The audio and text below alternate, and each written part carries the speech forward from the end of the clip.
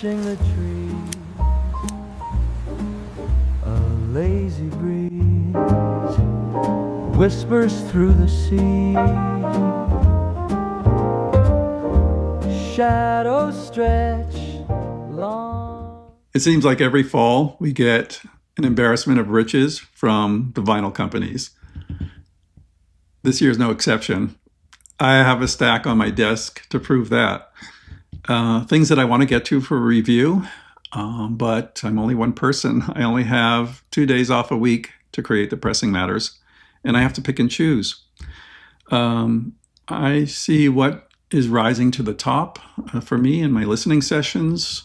Sometimes it's a matter of timing. Sometimes it's a matter of popularity, things that I know people are going to want to hear about. And sometimes it's just a title that's speaking to me. And today I chose this title, Swimming in Moonlight by Chet Baker. This is a new release on a label called Slowdown Sounds. I hadn't heard of Slowdown Sounds before, but I have heard of the person behind it. His name is Tom Biery, and he's otherwise known as Grover. I've mentioned Grover on the channel once so far. It was in the context of a definitive sound series release. In that case, it was Dr. Dre, kind of miles away from Chet Baker. He is the man behind Definitive Sound Series and Because Sound Matters. So he has his hand in the audiophile market. Slowdown Sounds is his own label, and this is his premiere release for the season. I must say, it's a very interesting one. I'm very attracted to Chet Baker. The playing, the singing, and the mythology.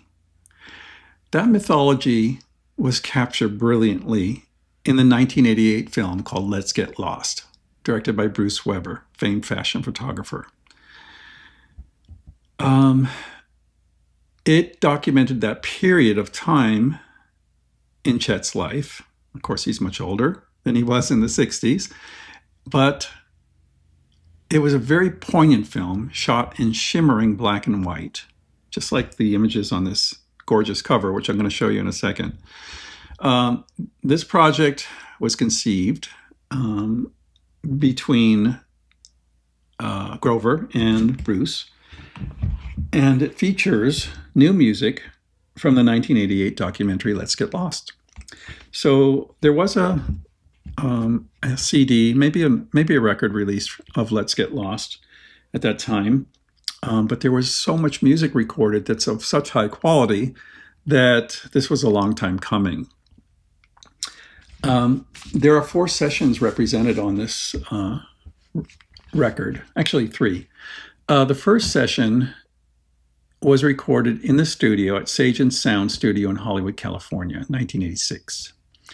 The tracks recorded there were Make Me Rainbows, Remember, Relaxin', a poem called Deep in a Dream of You, which is recited by Chet, of course, and I Can Dream, Can't I? I suggest, if you haven't already heard anything from this, that you stream Make Me Rainbows. That will tell you everything you need to know about this record. When I first heard that, I was like, oh, wow, this is recorded really well. That session is really good sounding. Side B as well. This was recorded in France at Studio Deveau, and he does C'est Si Bon, a beautiful rendition of Quiet Nights. I just love that. Haunted Heart and I'll Be Around. Side C and D is recorded in Cannes, France, in 1987. And on there, we get Arbor Way, Just Friends, Beatrice, Milestones, So Hard to Know, Kind of Quiet, and Almost Blue. The jacket is gorgeous. I love black and white photography. I used to be an amateur black and white photographer.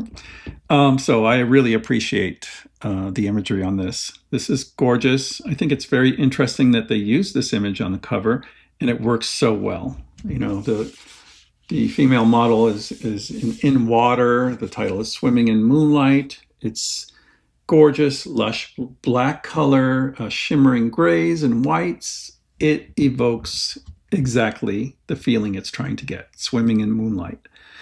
I also like the choice of doing a hand script for the cover, and the color chosen for it works really well with the image. It is very sophisticated. It looks great. On the back, we have an image of Chet that was shot by Bruce Weber, of course. And inside, I'll show you all this in close-up, a collage of photos and memories and statements. There's also a book in here, a booklet, with that famous photo of Chet. An essay. It's actually a conversation between Bruce Weber and John Leftwich. That's very interesting and adds to the package. The jacket is of very high quality.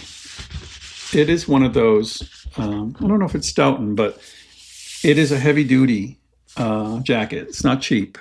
It seems to be the scuff-resistant matte finish. I cannot get a fingerprint on it or scuff it, so I'm assuming it is. But whatever it is, the matte finish works really well with the photography, I must say. It looks great. This was recorded to analog tape, and it is a compilation.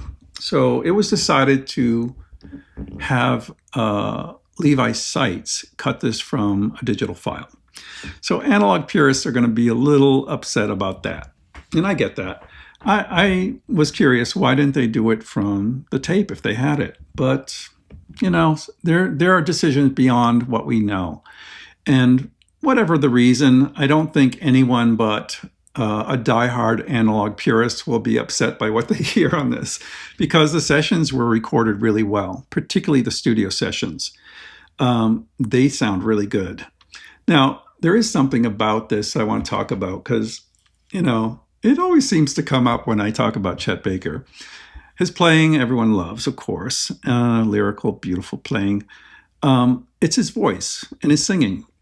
Back in the 60s, it was, I think, very charming, boyish, naive, lovely. It just set the songs off so well. And here, he's much older, and it's going to sound different. So if you never liked Chet Baker singing, you might take pause at this. Definitely stream that track, Make Me Rainbows, and get an idea of what you're going to hear in here. You know, certain singers have been able to use a deteriorating voice to their advantage. I can think of two very significant examples. Billie Holiday, in her Verve years, most people would say her voice got damaged, doesn't sound as good as it used to. I disagree. To me, it's more expressive than it ever was. And she used it to her advantage. Another example that I don't think many people realize is Marianne Faithfull.